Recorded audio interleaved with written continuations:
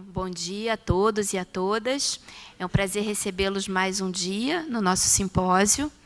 E hoje eu gostaria de apresentar o Dr. Peter Duhl, que é médico pela Universidade de Wisconsin-Madison, Estados Unidos, com treinamento em medicina interna pela Universidade de Saúde e Ciência de Oregon, dos Estados Unidos.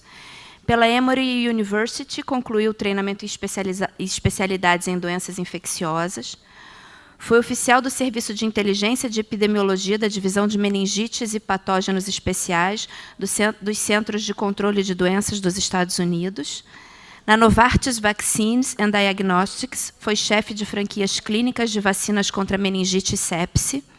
Liderou o desenvolvimento clínico e o licenciamento global para crianças, adolescentes e adultos de uma vacina glicoconjugada meningocócica quadrivalente e uma vacina do serogrupo B baseada em proteína.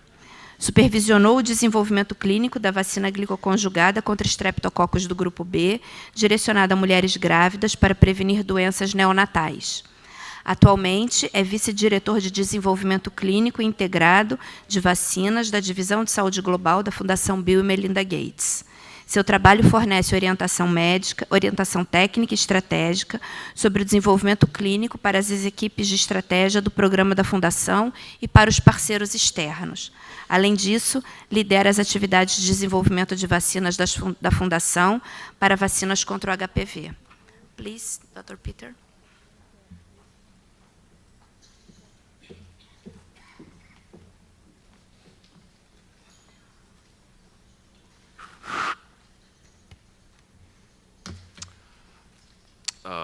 Good morning. Again, my name is Peter Dull, and I apologize. My Portuguese is very limited, so.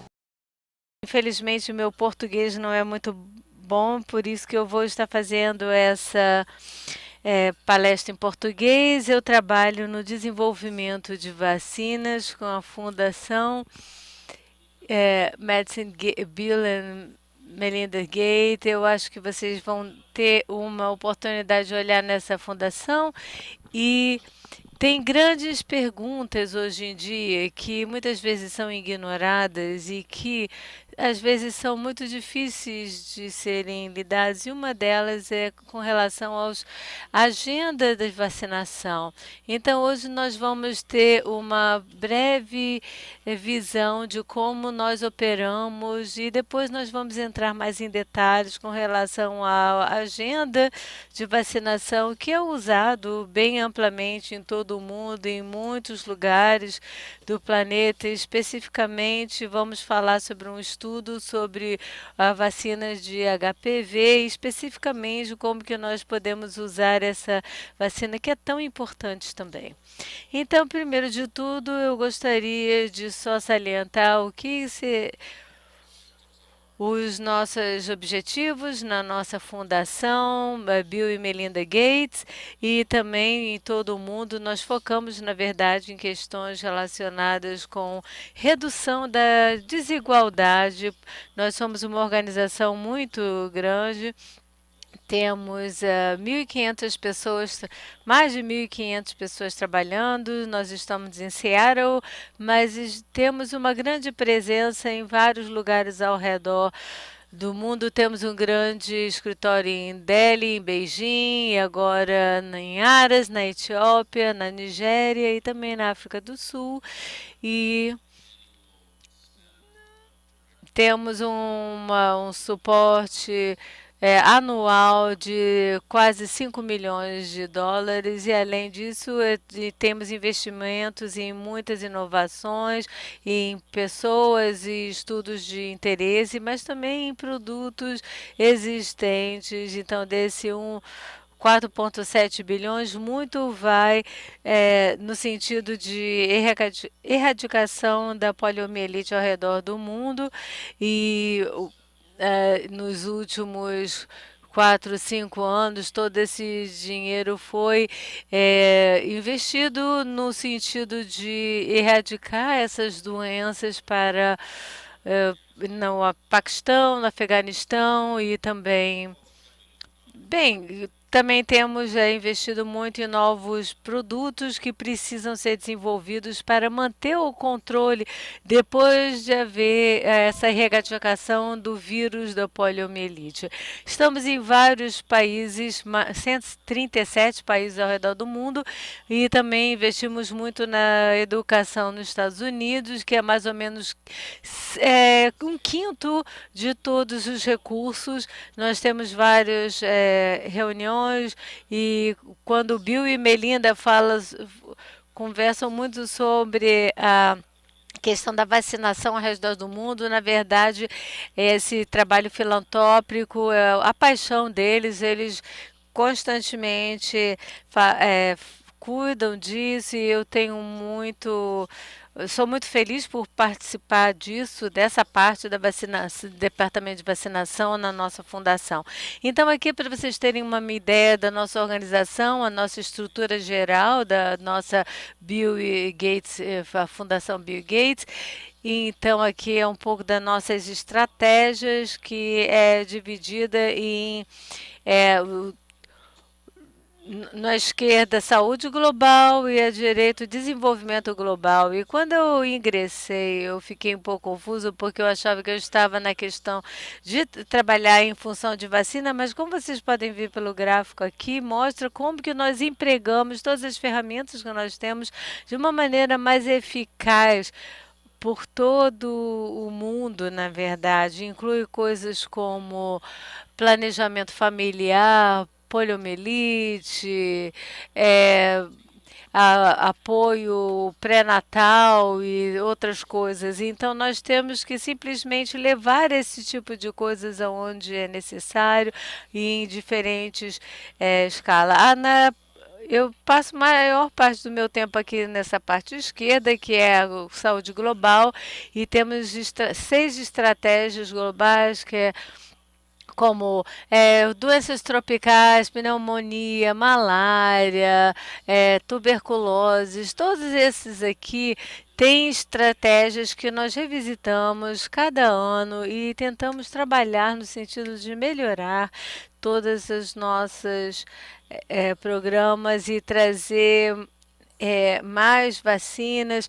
E a nossa meta é até 2025 termos mais inovações e termos diagnósticos de tuberculose, e de modo que nós revisamos essas estratégias anualmente e tentamos ter investimentos junto com equipes estratégicas, e assim mais ou menos como trabalhamos. E como nós trabalhamos com o Exxon Mandel, que é um departamento de inovação que tem muito história, nós temos uma abordagem que, bem, nós damos recursos, ou seja, doações de 30 milhões de dólares, por exemplo, mas eles são bem estruturados. Por exemplo, se um projeto está de acordo com um certo critério aqui, então 2 milhões de dólares é para o estágio 2, 5 milhões de dólares para o estágio 2, e para o estágio 3 seria 30 milhões de dólares. E assim a gente tem diferentes investimentos de acordo com diferentes estratégias, e a gente tem assim uma abordagem mais certeira naqueles investimentos que a gente acredita que terá um impacto maior a longo prazo. Então, isso é muitas vezes como que nós focamos, como que a gente encontra a nossa estratégia, quais são as grandes áreas de necessidade. Eu acho que uma das maneiras como a gente lida com isso é que é bem capturado aqui nesse slide. Nós tentamos identificar quais são as áreas de maior necessidade, onde que é a maior mortalidade, focando principalmente em crianças abaixo de 5 anos e principalmente em países em desenvolvimento, mas não exclusivamente. Tentamos criar sinergias onde haja uma situação em que todos ganhem, focando em áreas de maior necessidade. Então, por exemplo, como estávamos dizendo ontem com colegas, com relação à vacina de dengue, que isso é um exemplo de um produto que com certeza teve um desenvolvimento, teve o problema e tinha os locais de necessidade e nós escolhemos não investir nesse tipo de coisa. Isso porque quando a gente olha o número de desenvolvedores que estão trazendo uma nova vacina contra dengue para o mercado, então nós vemos que são produtos que já estão a caminho, já estão servindo diferentes locais e que a gente acredita que precisa, então a gente dá um passo atrás e não engajamos nisso, porque Maiosobac, muitos de vocês aqui já ouviram sobre isso no estado do Rio, que é um lugar, digamos, uma coisa difícil do mercado entrar, não há um interesse comercial, por exemplo, de se fazer. É um investimento de alto risco, na verdade, usar uma nova bactéria que possa impedir o dengue ou outros vírus de se espalharem. Então, para nós, isso se torna uma área de interesse. Nós achamos que, bem, era uma coisa que não aconteceria sem o engajamento da nossa fundação, sem o nosso suporte. Então, isso é mais ou menos como nós pensamos em termos dos nossos investimentos e como passamos nosso tempo.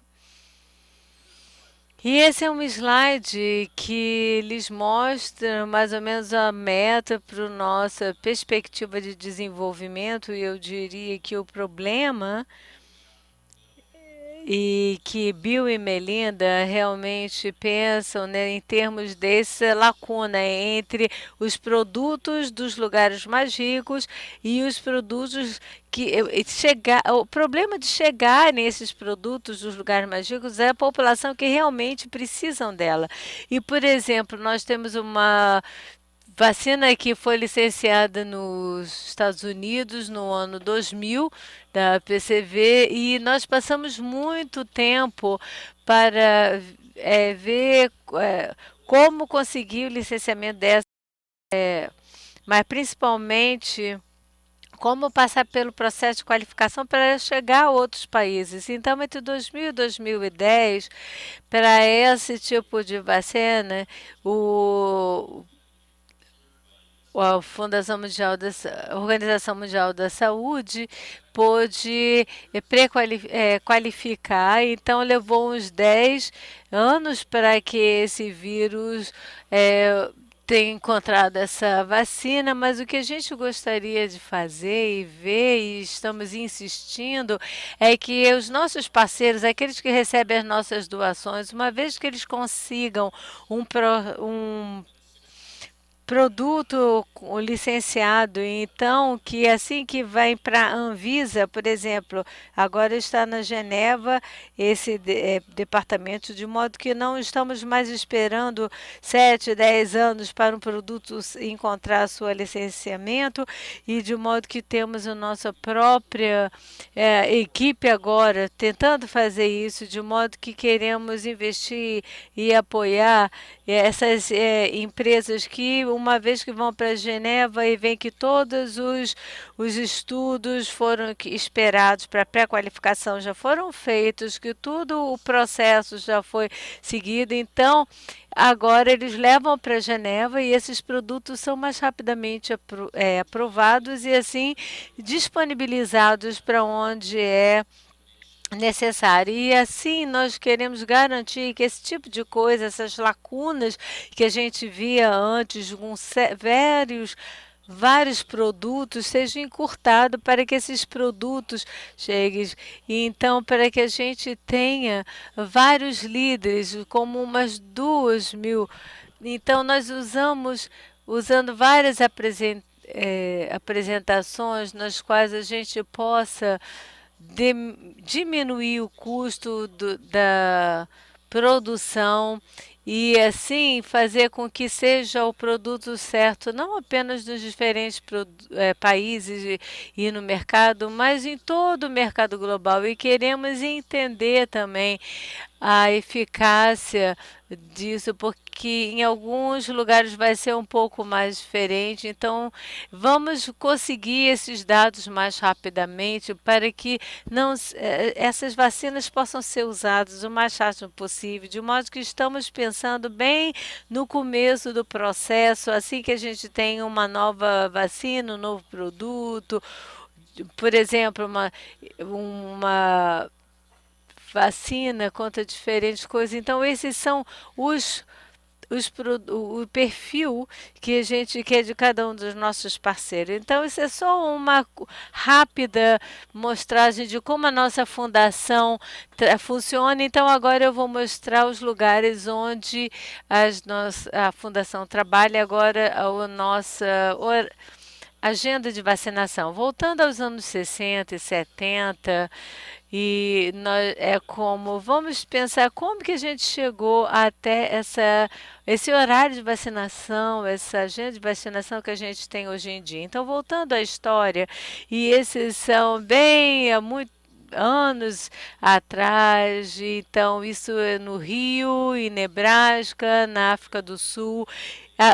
Agendas de vacinação eram muito arbitrárias, elas não tinham realmente uma coisa, era só baseada em práticas locais, digamos, o médico dizia, ok, eu acho que deve ser feito assim, assado, tinha uma certa diretriz de uma instituição acadêmica, mas era uma coisa bastante arbitrária na época, era baseada em ciências globais. Eu amo essa foto aqui,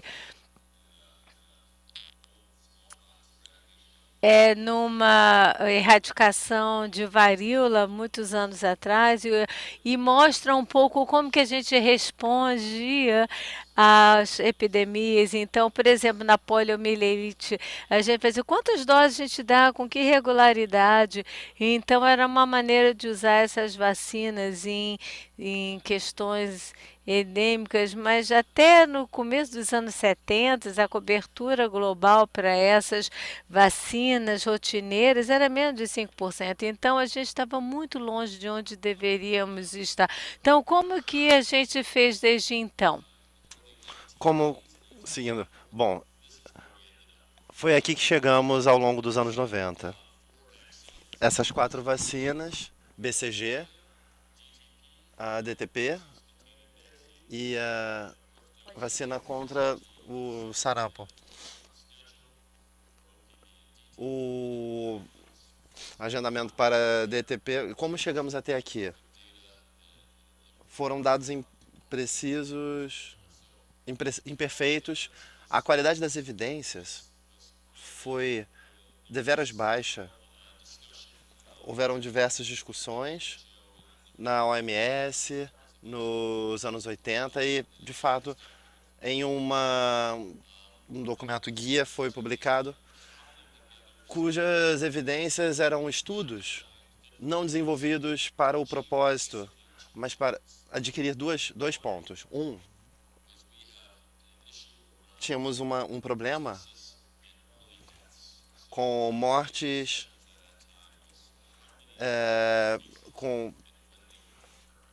com protose e em torno de 3 a 5 meses de vida.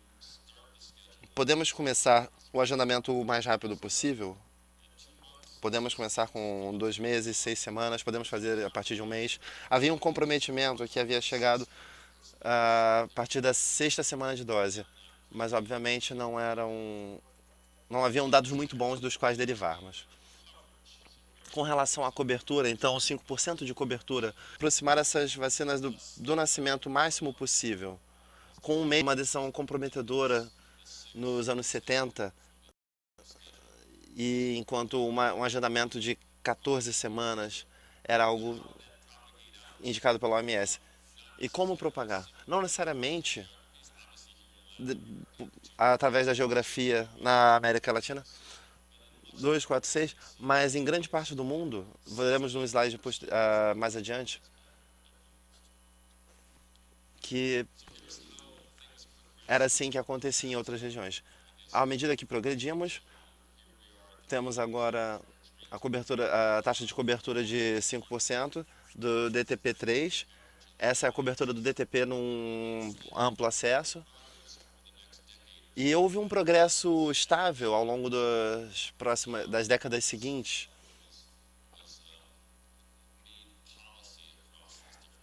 Políticas eram feitas voltadas para essas diferentes geografias. E à medida que novas vacinas eram disponibilizadas, nós tentávamos elaborar qual seria o lugar exato para levá-las. A febre amarela, por exemplo, foi para 9 meses. Um agendamento melhor para a hepatite B. Bem, temos uma opção de 6, 10 semanas para a hepatite B e acabou sendo 14 semanas. A mesma coisa e aconteceu para a rubéola. Eram decisões que eram tomadas em 1974, em torno do agendamento. E acelerá-lo era uma medida que trazia uma certa utilidade. No entanto, nos vimos presos a um ciclo que se repetia ao longo dos anos 70. Então, acredito que parece razoável dar uma olhada nisso, em diminuir o tempo entre os agendamentos.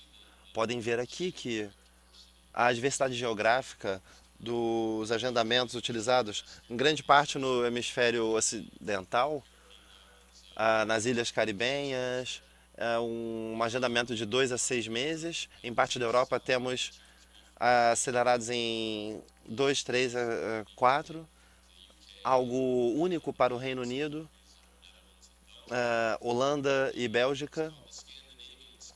Temos aqui o horário escandinavo com 2 mais 1. Isso seria mais ou menos metade do mundo que recebe um agendamento de 6 a 10. É algo de deveras desafiador. Acredito que vale a pena compreender um pouco mais a respeito. Então, quais são as evidências de que esse não seja um agendamento ideal? Não existem muitos estudos a respeito, estudos autônomos, de 2, 4, 6 semanas, e ao tentar comparar com as distintas geografias, talvez haja outras discrepâncias que expliquem isso. Nós adoramos ter alguns desses estudos. Isso foi feito no Porto Rico, há talvez 10 ou mais anos atrás. Isso foi um estudo dirigido pelo CDC. Esse aqui é para vacina de poliomielite. Era chamada como o braço americano. Em 6, 10 e 14, o que podemos ver, a conversão do soro é algo que é expresso nessa barra mais baixa, é algo difícil. É em torno de 6 até 18 semanas. Provavelmente, mais relevante ainda, uma conversa ainda mais interessante sobre vacinas do futuro. E agendamento pode antecipar novas vacinas. E estamos todos familiares com a vacina RTS para malária, que obteve opinião positiva do EMA.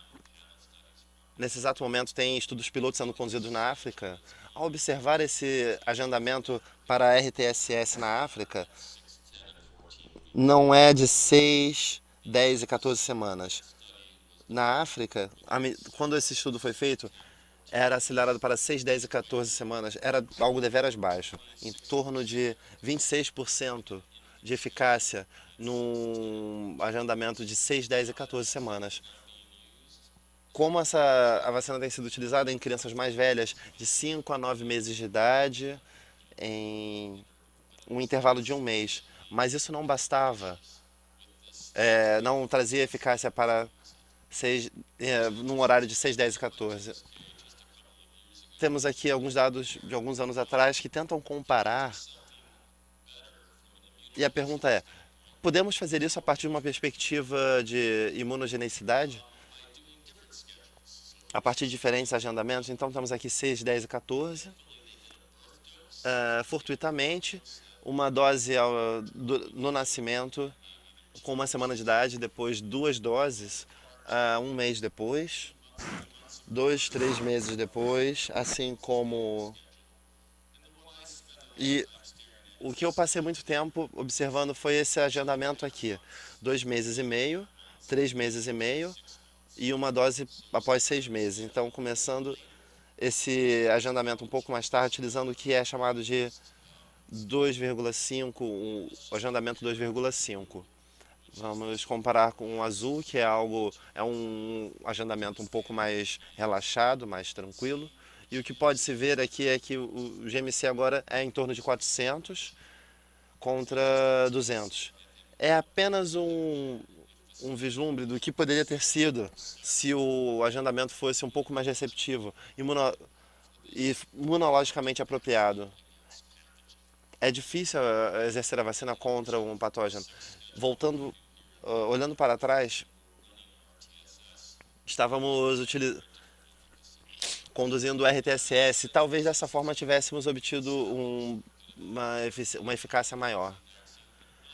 Mas quando eu penso sobre qual será a próxima vacina da malária, qual será a próxima geração, será algo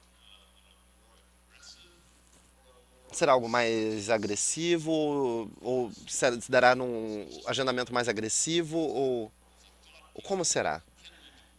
É algo a se pensar. Conseguiríamos fazer melhor com um agendamento infantil? Temos aqui outro ponto com relação ao agendamento EPI. Ao lidar com o mundo desenvolvido, temos alguns marcos. Cá estamos com um agendamento primário, uma dose de no nascimento e depois 6, 10 e 14 semanas. A mortalidade infantil ao longo dos primeiros anos de vida é algo que pode se ver, obviamente. Temos vários pontos de contato nos primeiros momentos da vida. E isso é apenas uma ilha de zero contato para os próximos 5 meses e meio. Não seria legal ter outros pontos de contato aqui se a criança estiver caindo da curva de crescimento? Checar e potencialmente colocar a criança de volta num caminho para uma vida saudável. Então, aglomerar as visitas aqui aos 15, 18 meses pode não chegar num estado ideal de monitoramento do crescimento. E se tivéssemos uma visita de 6 meses? Um suplemento de vitamina A, ou triagem? Quais são as outras intervenções que poderiam acontecer aqui? Pode-se tomar vantagem dessas visitas extras numa mudança de agendamento. Como seria nivelar para que valesse a pena essa mudança no horário? Agora, olhando numa perspectiva para 2030, uma possível mudança no agendamento, estamos refletindo sobre essas mudanças no agendamento. Algo que tem vindo, talvez não seja tão óbvio. Temos uma nova vacina que deve estar sendo lançada nos próximos 3, 5 anos. Grande parte do mundo tem utilizado a protose, porque provavelmente é a vacina mais eficiente, uma perspectiva de eficácia. E a ideia é aplicá-la na mesma seringa com a ITB. Eu fico feliz em dizer que essa vacina tem sido licenciada na Índia. Isso inclui IPB. Existem algumas já a caminho. para chegar no mercado estarão disponíveis nos próximos anos, provavelmente em uma escala global. Isso poderia potencialmente trazer um novo agendamento. Desenvolver uma nova vacina, esse é o momento de estudar potenciais novos agendamentos. Seria uma oportunidade de estudar esses produtos, seu licenciamento. Bom, não falamos sobre a prevenção de sarampo. O que também tem mudado ao longo das últimas décadas é o número de mulheres que, que estão passando anticorpos maternos não derivados da sua possível doença em algum momento da vida com o sarampo, mas devido à a sua vacinação ter se dado num momento mais precoce na vida. Temos aqui essa história, um anticorpo que vem da mãe. Ao aplicar ao passar menos anticorpos de uma mãe vacinada, podemos pensar quando essa vacina contra o sarampo deve acontecer. Pensamos em 9 meses, pois ao colocar um pouco mais adiante, 6 meses depois, haveriam tantos anticorpos no corpo da criança que talvez a vacina não fosse eficaz.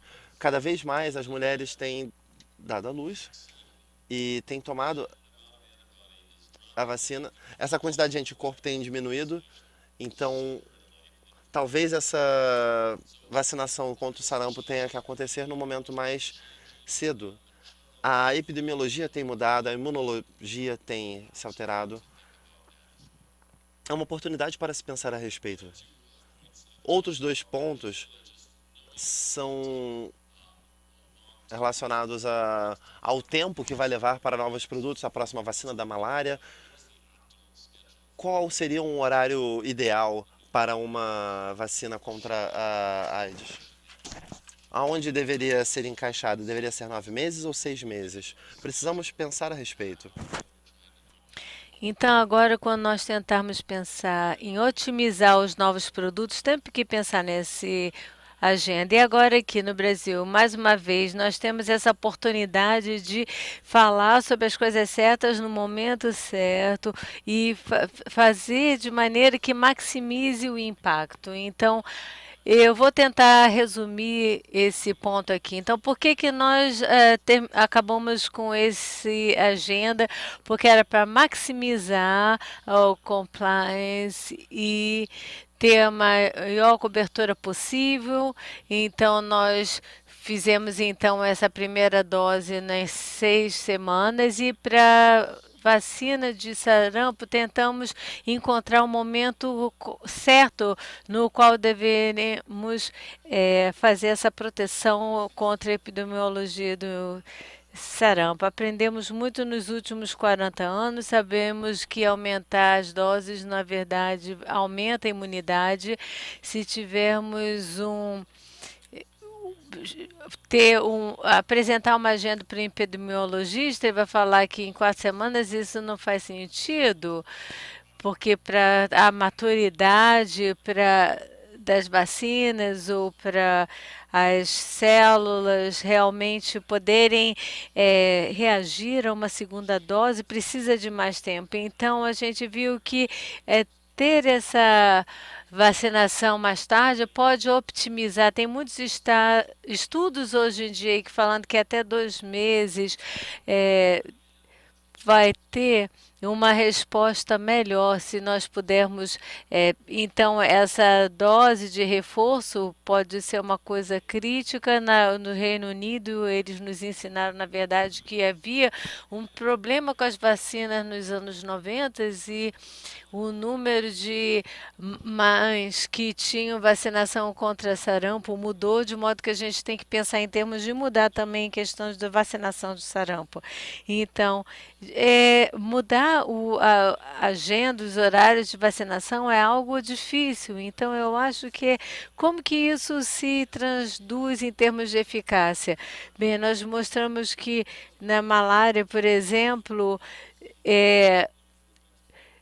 toda a vacinação da malária se traduziu em mais eficácia, mas não é uma coisa que a gente pode transferir para outra. A gente tem que pensar melhor em termos de cada vacinação. Por exemplo, tem a malária, tem HIV, tem sarampo. A gente precisa ter uma melhor agenda para cada uma delas para ter todo e, digamos, acreditamos que uma revisita a cada 6 meses seria algo interessante. Então, isso é que eu gostaria de falar sobre com relação à mudança dessas agendas de vacinação. Estamos apenas no começo disso, mas eu acho que merece a nossa voltarmos também um controle muito fácil para do câncer do colo. Então, a gente propõe esse tipo de proporção, a gente tem essa estimativa, é relativamente parecido,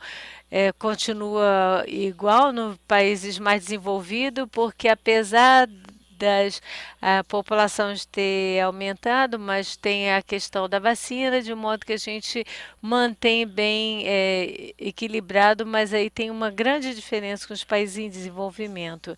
Então, nós temos 3 vacinas que foram licenciadas, nós temos a quadrivalente, de Gardale e Merck, e mais recentemente nós temos também uma outra vacina também da Merck, e nós temos essas dando para meninas de 9 a 13 e outras uma dose para crianças acima de 14 anos. Para alguns países, a gente tem negociado para preços que a gente acha que é bem modesto, 4,50 ou 4,60 dólares por dose, mas nos países em desenvolvimento isso ainda é um peso grande, principalmente aqueles que estão graduando para HIV e a Unicef, eles ainda acham um preço bem caro, de modo que é caro, é difícil de ser entregado, é uma questão de duas doses com uma diferença de 6 meses entre uma e outra, é um desafio. Então, o que a gente pode fazer com relação a essa regimentação das doses em todos esses países? Então, onde nos encontramos? Então, isso é uma década atrás, em 2007, quando as vacinas foram licenciadas, a gente tem aqui os países, América do Norte, Canadá, Austrália, Europa, e nos últimos anos a questão ficou muito mais difícil, mas ainda temos essas coisas aqui no meio, não deveriam ser confusas com as nações, mas são pequenos projetos demonstrativos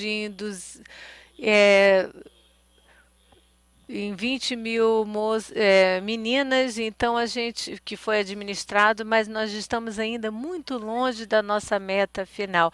Isso aqui é um pouco de um mapa de onde nos encontramos no momento, a cobertura com relação às meninas, e aqui mostra a população no axis, e nós temos os homens à esquerda, mulheres à direita, e você vê o verde é o número de mulheres que estão na idade que podem receber essa vacina, e a vermelho são a população-alvo.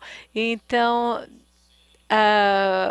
o desafio continua o mesmo. Nós temos aqui que geralmente as populações de baixa e média renda é onde tem a maior problema aqui em vários lugares do mundo, então nós temos ainda muito território pela frente para podermos levar a vacina de HPV de maneira mais igualitária, e temos que ver o que a gente tem potencial para fazer. Então, isso aqui, com relação às vacinas de HPV, bem, são agentes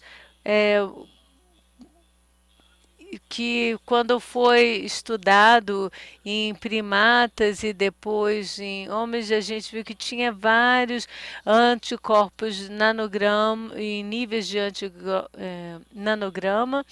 Foi encontrado muito L1, derivados de L1 baseado em HPV, então a gente viu que é uma questão. foi um investimento de milhares de dólares, então apesar de haver uma resposta muito forte inicialmente, a gente pode ver tem uma grande benefício, principalmente da segunda dose e da terceira dose. Então, apesar de ser uma pequena dosagem, você vê que os dados aqui mostram que tem uma resposta muito boa, principalmente com a segunda e terceira dose. Então, não houve nenhuma dúvida com relação a isso, de modo que foi licenciado e teve um grande investimento.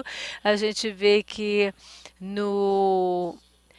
com a profilaxia do HPV, a gente vê que, de modo geral, a segunda dose, a terceira, tem tem uma cobertura, principalmente no caso dos GMTs, que persiste até 5 anos de imunidade ou mais. Então, há 2 estudos que nos deixou muito empolgados com relação a essa dose única de HPV. Um foi feito em Costa Rica, que foi chamado exame teste clínico de Costa Rica, com Cervarix GSK, e foi feito de uma maneira, esses dados do CVT, no Cervarix fez esse estudo em 75 mil mulheres receberam a vacina GSQ e a outra receberam da outra, e nós vimos que ao longo desse tempo, a primeira foi através de 6 meses, depois 4 anos, que viram resultado histórico, epidemiológico, e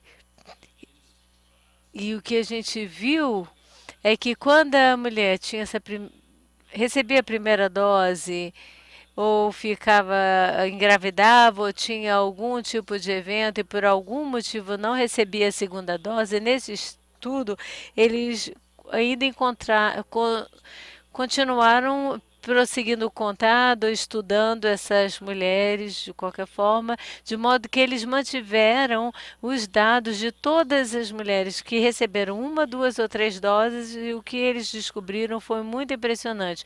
Esse era o primeiro grupo que receberam as 3 doses, quase 3 mil mulheres receberam 3 doses, que foi esse primeiro grupo, e foi esperado uma grande eficácia e chegou a 84%. E eles esperavam de 77 a 89. Então nós vemos, mas nós quase não acreditamos quando o estudo voltou a nós e vimos que no grupo de apenas uma dose tinha 188 mulheres e nenhuma delas teve uma infecção de HPV, mas o que foi importante foi o grupo de controle. Essas mulheres, esse foi um estudo cego, essas mulheres saíram, não tiveram mais a terceira dose, e 81% ainda tiveram essa infecção, então bem parecido com o outro grupo. Então elas foram expostas e não fizeram. Então, quando tinha as que receberam apenas uma dose, tiveram 100% de eficácia, muito diferente das que receberam 2 e 3 doses. Então, será que isso é realmente válido ou não? E aí nós estudamos os diferentes grupos, nós vimos as diferentes respostas depois de 1, 2 ou 3 doses. Nós vimos que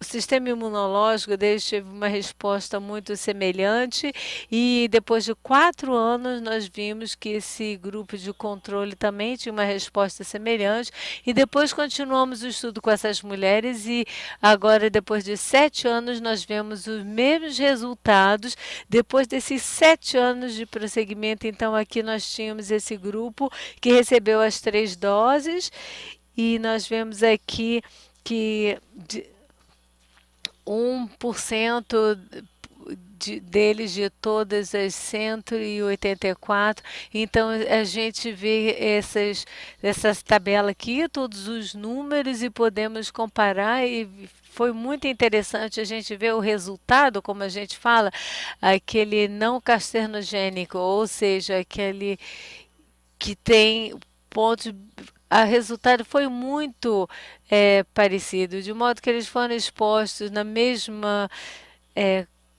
percentagem. Então, isso aqui foram aquelas que a gente esperava que tinha recebido, quase de 7% e em comparação com outro grupo. Então, também foi uma percentagem muito semelhante de novo na questão do não cartogênico. Então, nós vimos aqui que o resultado era bem semelhante, de modo que isso nos levou a esse próximo estudo aqui, que foi feito na Índia, e essa outra vacinação. Então, a gente sabe que, bem, a gente pensou que ia funcionar ou não, mas agora nós temos dados que nos surpreendem mais uma vez nesse estudo da Índia, que foi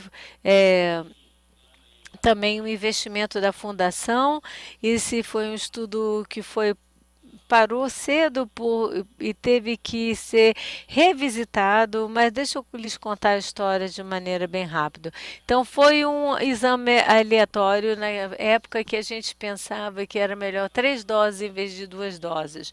E, então, eles examinaram 20.000 meninas, 10.000 receberam 3 doses, 10.000 2 doses, com plano de ter um acompanhamento nelas e ver todas as respostas com relação à infecção de HPV, de resposta do sistema imunológico, de conversão do sero. E o que a gente viu em 2010 nesse estudo foi que na metade dele ele parou, e isso aconteceu em 2/3 do caminho por causa do que aconteceu em outro estudo na Índia, porque o governo falou: não vamos mais ter estudos na Índia até a gente resolver esse problema com esse estudo aqui, vocês estavam com um estudo aqui, então pronto. Então, não podiam ter parado no momento melhor, porque o que aconteceu naquela época foi que a gente tinha 5.000 meninas que tinham recebido a única dose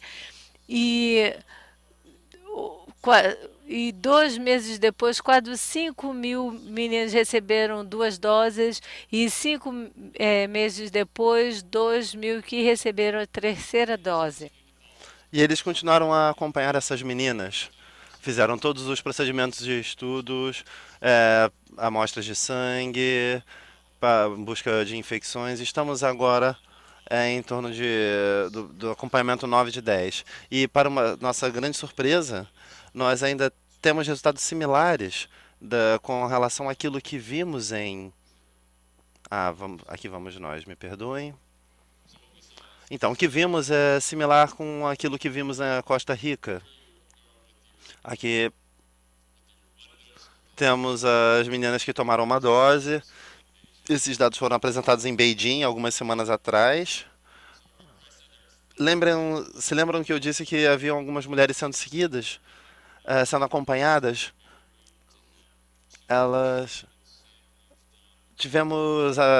Coletamos amostras consecutivamente 2 vezes.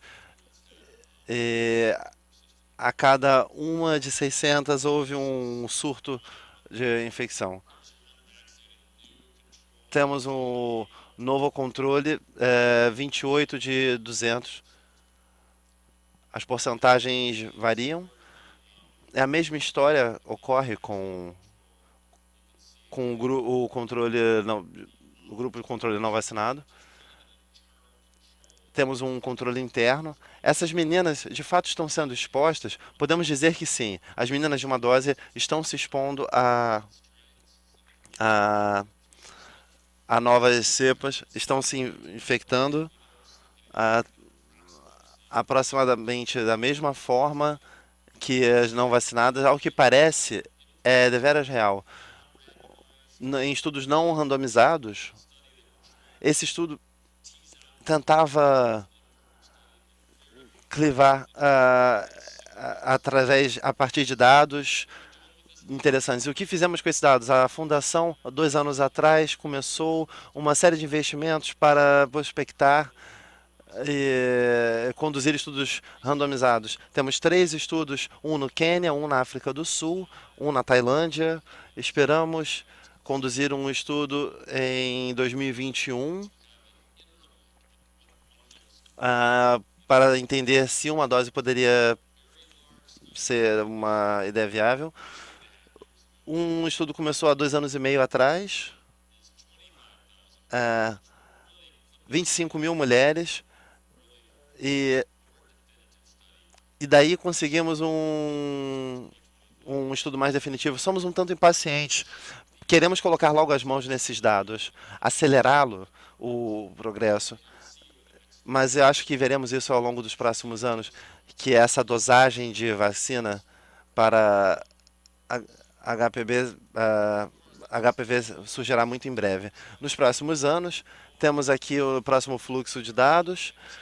Estamos em 2020, mais dados advindos dos estudos na Índia. Estudos étnicos estarão acontecendo na Costa Rica também.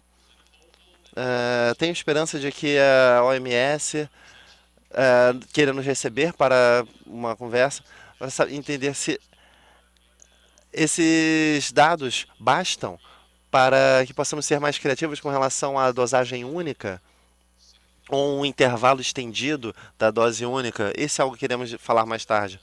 Temos uma reunião em outubro, mas aqui temos a grande data, 2021.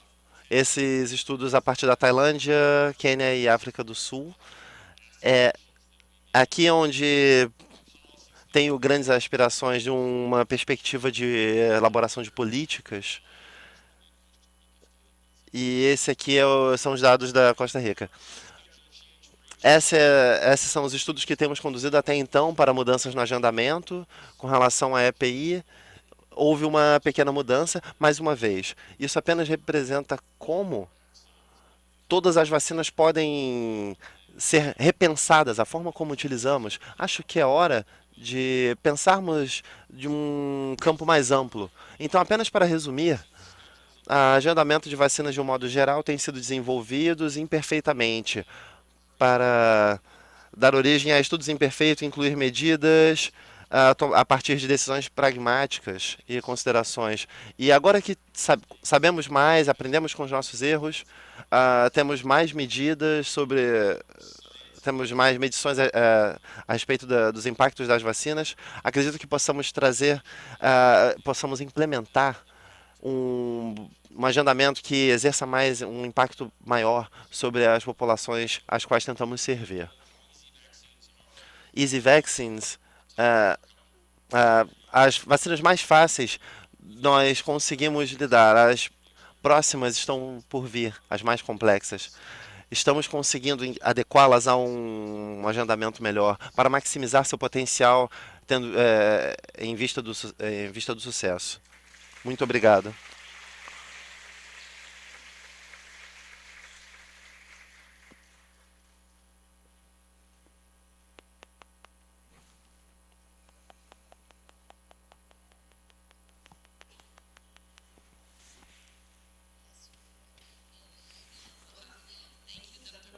Muito obrigado, Dr. Peter, por sua brilhante apresentação. E agora nós abriremos espaço para perguntas.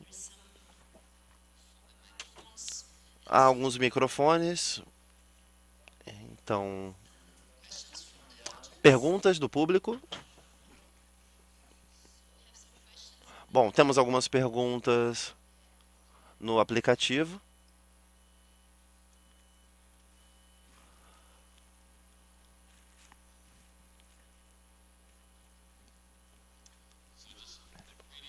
Então, qual seria o maior desafio para a imunização, para a cobertura de imunização no futuro? Quando será mais importante o desenvolvimento de novas tecnologias de vacina? Bem, são muitas perguntas em uma. Bem, acredito que o que estamos aprendendo a partir de uma perspectiva de cobertura é que existem muitas populações lá fora, no norte da Nigéria, nos DRCs, no norte do Afeganistão, tem crianças que não estão recebendo essas vacinas. Ao sair e fazer a nossa segunda ou terceira ronda de vacinação da poliomielite, não conseguimos encontrar uma tecnologia para isso. Acho que será um misto das ações dessas tecnologias, seja entrega via drone ou através de. Mas acho que temos aqui um problema de ciências sociais sobre onde se encontram essas crianças. Não acredito que haja uma bala de prata para cobertura. Acho que é uma daquelas situações em que, sabe, cada um desses cenários demanda uma compreensão de perto. Mais uma vez, acho que será algo multifatorial.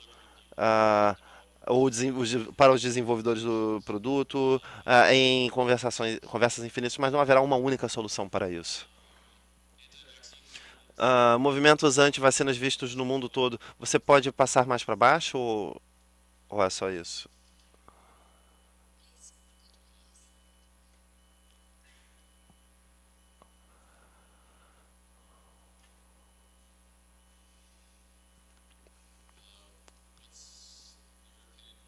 Em sua opinião, qual a estratégia pode ser seguida para lidar com a situação eh, e chegar até o agendamento de 2030? Me perdoe, sabe, acho que nós da comunidade de vacinação somos criticados por um, um, um agendamento que deveria vir para todos. Acho que temos o dever de fazer a ciência necessária que embase o agendamento da vacinação.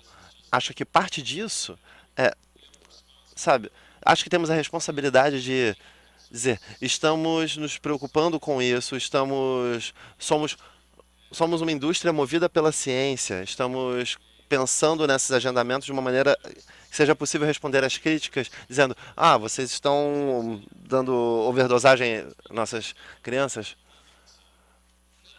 Nós não terminamos simplesmente, não vamos vender simplesmente 3 doses de HPV. Vamos escavar os dados, vamos estudar e vamos responder às críticas. Ou talvez seja apenas uma única dose.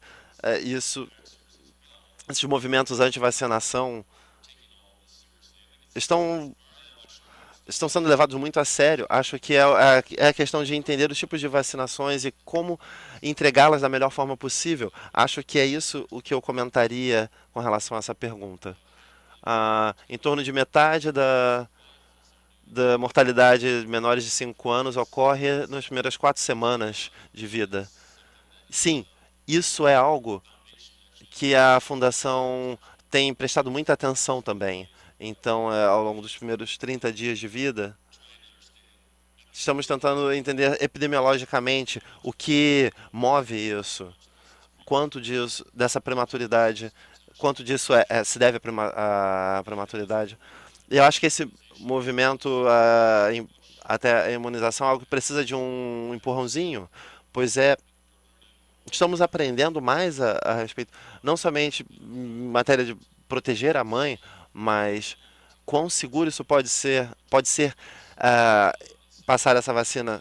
Isso é algo que acredito que precisemos ir mais a fundo, de modo a quantificar com relação aos 30 primeiros dias de vida.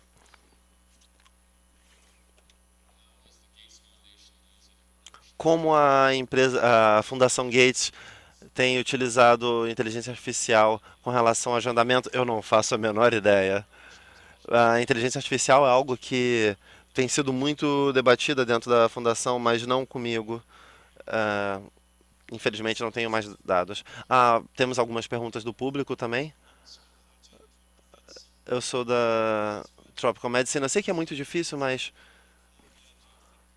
estamos na metade do caminho daí.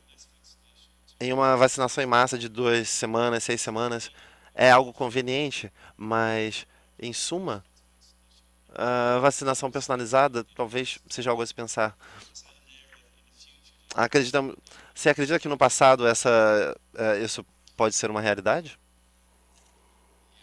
Sim, acho que minha primeira reação. Você precisa andar antes de correr.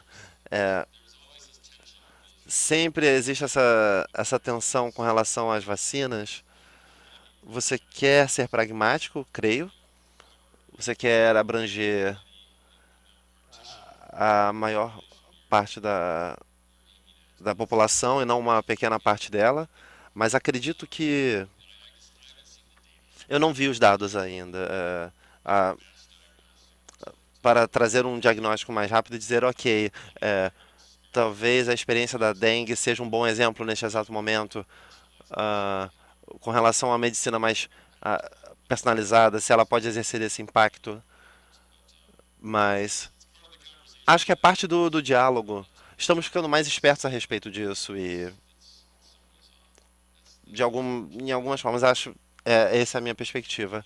Dr. Akira, muito obrigado por sua excelente conferência. Obviamente, existem muitas questões, mas eu tenho uma grande pergunta. Nós temos, de fato, grandes problemas em cobertura de vacinas no Reino Unido. Ela tem diminuído essa cobertura. E eu acho que precisamos de um estudo específico a fundo, porque isso tem reduzido e como retomar. Como? Porque, como você disse, é um problema bastante complexo, não é algo resolvível, que pode ser resolvido com uma única dose. Mas precisamos de uma nova estratégia real para a cobertura. Da forma como tivemos antes. Todas as vacinas, a cobertura tem reduzido no Brasil. Eu sei que em outros países é uma situação similar. Nos Estados Unidos é algo parecido. E estamos com um surto de febre amarela, uma epidemia, uma situação epidêmica. Embora temos a vacina para a febre amarela disponível, temos um surto de sarampo no Brasil, e assim como nos Estados Unidos também, em todo lugar, na Europa.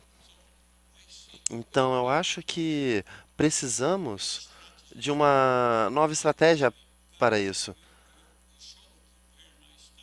Você mostrou um estudo muito interessante, agendamento de dosagem de vacina. Talvez seja uma forma, mas acho que existem diversas outros problemas com os quais devemos nos preocupar. Muito obrigado.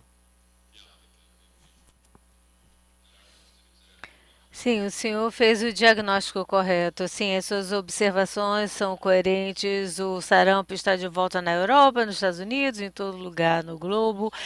É uma falta de confiança nas autoridades, algo que tem sido propagado por alguns dos políticos até certo ponto, e a mídia social.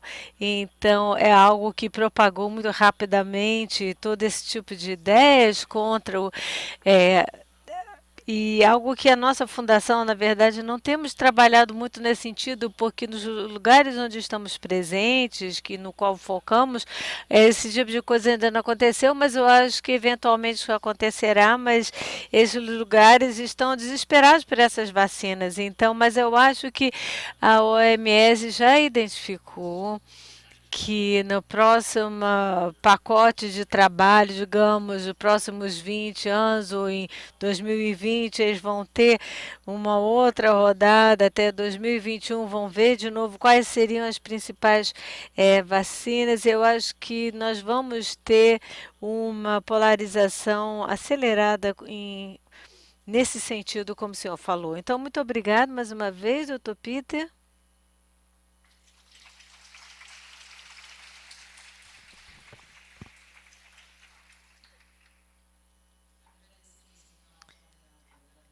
We would like to thank the coordinator of the table, Rosani, and the presentation from Peter. We're going to have a coffee break and the time for visiting the posters. Thank you so much.